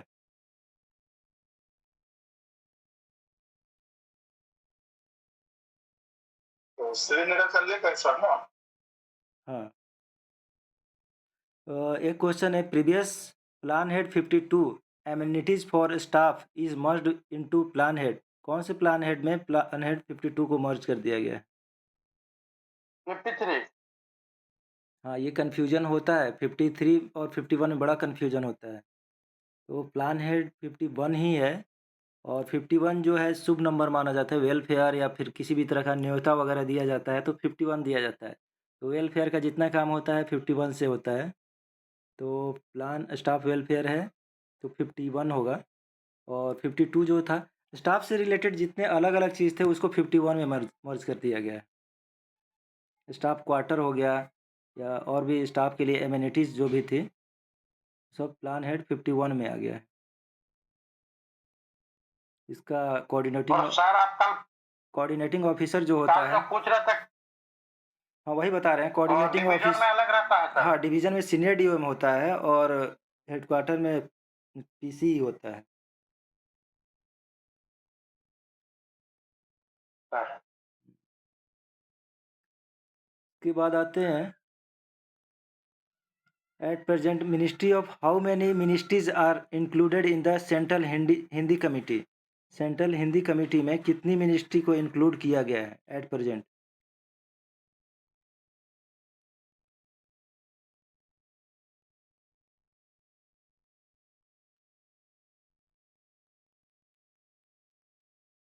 ये 6 मिनिस्ट्री है टोटल। 6 मिनिस्ट्री को सेंट्रल हिंदी कमेटी में इंक्लूड किया गया है। एक क्वेश्चन है, which station are not in proposed list of bullet train project. Bullet train project में कौन सा स्टेशन नहीं है? ऑप्शन रहेगा वापी, आनंद, बिल्लीमोरा, कल्याण। कल्याण। कल्याण तक नहीं जा रहा है अपना, बीकेसी तक टर्मिनेट हो, बागत हाँ बीके से जा रहा है। बीकेसी तक टर्मिनेट हो जा रहा है।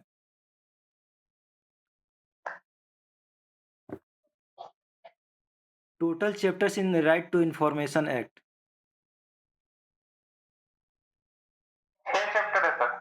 हाँ, इसको ऐसे याद रखेंगे, 2 शेड्यूल है, 6 चैप्टर है और 31 सेक्शन है।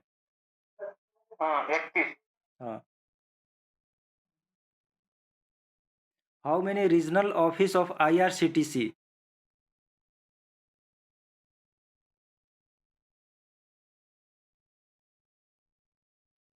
दस ऑफिस है, रीजनल ऑफिस जो है 10 है IRCTC के। E ticket started in which year? E ticket कौन से साल से स्टार्ट हुआ?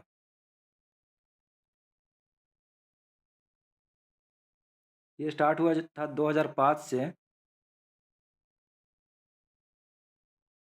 Which article is used for reservation of economically weaker section?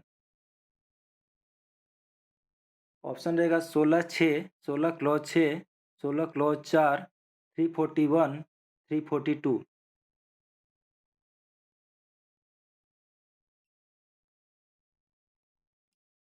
इसका 16 क्लॉज 6 है।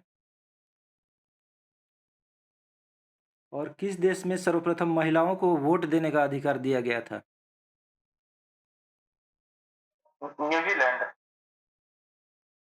और थोड़ा पास जाइए। ऑस्ट्रेलिया। हाँ, ऑस्ट्रेलिया में सबसे पहले महिलाओं को वोट देने का अधिकार दिया गया था।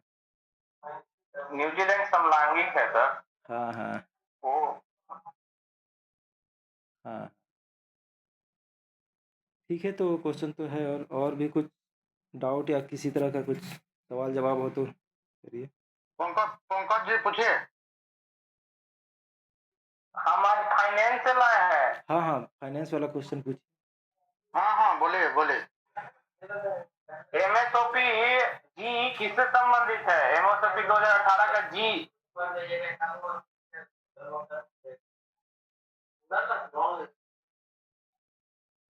एक मिनट निकाल लेते हैं।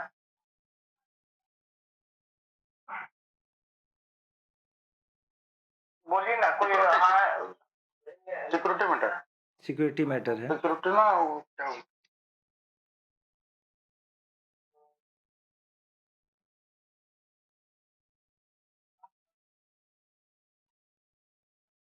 एक मिनट सर।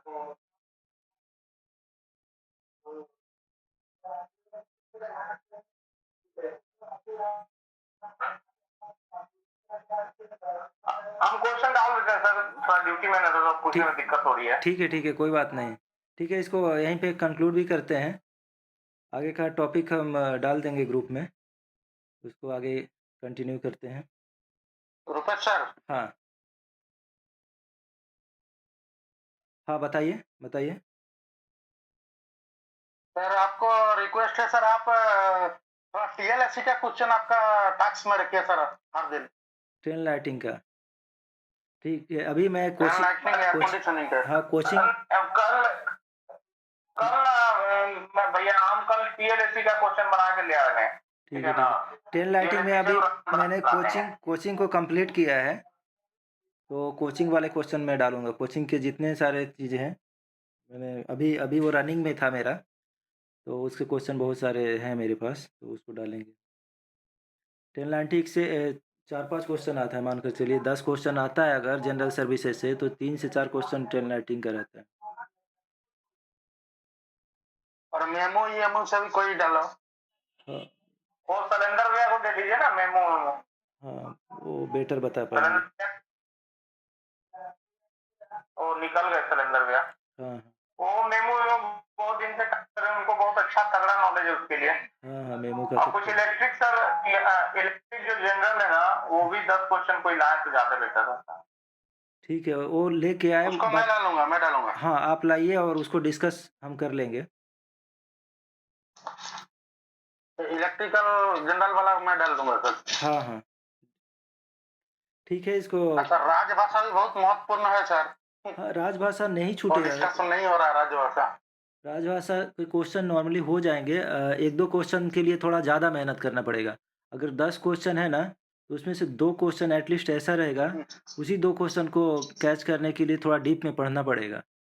जैसे मैं 1-2 क्वेश्चन जो पूछ लेता हूँ ना, वो हाँ थोड़ा-सा सर। अंदर का रहता है, तो इसके लिए थोड़ा विशेष पढ़ना पड़ेगा।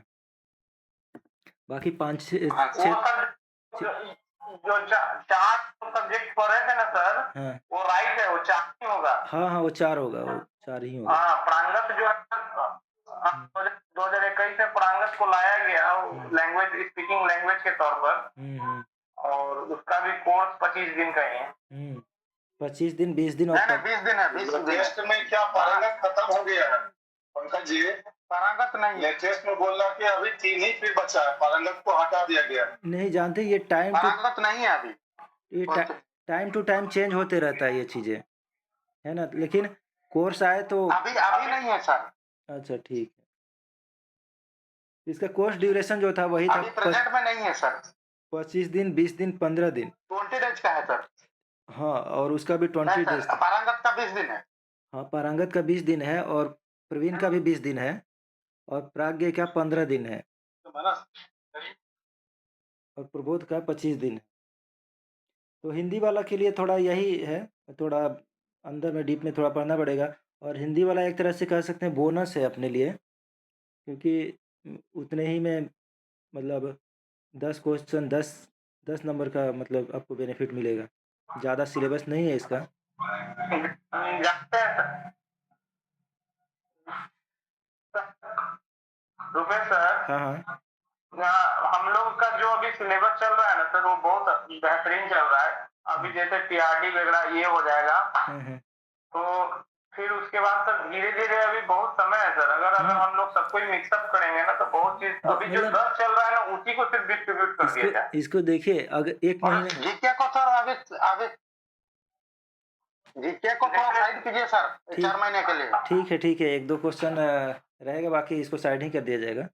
और दूसरा ये है कि अभी 1 महीने के बाद देखेंगे ना तो अलग लेवल का सब कुछ होगा, क्योंकि इससे सबको मोटिवेशन मिल रहा है और कंटिन्यूटी मेंटेन हो पा रही है और यही करना होता है। कंसिस्टेंसी बहुत मायने रखेगा और इस वजह से जब इकट्ठा होके सभी लोग पढ़ रहे हैं ना, तो उसकी वजह से कंटिन्यूटी सबकी मेंटेन हो पा रही है और नॉलेज का एक्सचेंज हो रहा है, तो अच्छा तैयारी हो जाएगा। 1 डेढ़ महीने के बाद देखिएगा मतलब एक अच्छा लेवल का मतलब थोड़ा कॉन्फिडेंस अच्छा खासा रहेगा।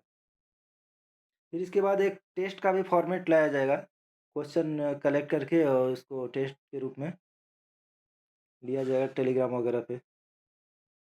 वीकली एटलीस्ट वीक में एक बार टेस्ट, जितने भी टॉपिक पढ़े रहेंगे उसको टेस्ट के फॉर्मेट में देखेंगे। ठीक है, इसको यहीं पे क्लोज़ किया जाए। गुड नाइट सभी लोगों को। Good night sir. Good night sir. शुभ रात्रि।